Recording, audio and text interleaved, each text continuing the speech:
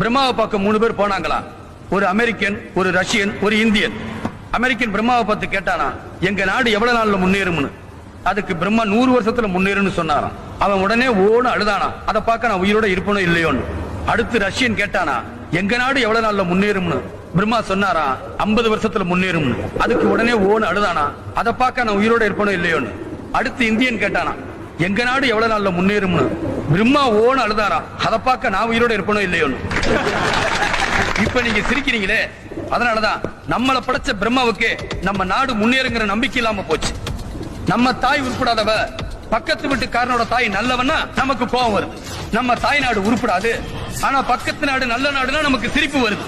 தாயை பத்தி பேசினா கோபம் வருது, தாய் நாட்டை பத்தி பேசினா சிரிப்பு வருதுன்னா நாம இல்ல, பிரம்மா இல்ல, 4 கோடி கடவுள் சேர்ந்து வந்தாலும் நம்ம நாட்டை காப்பாற்ற முடியாது.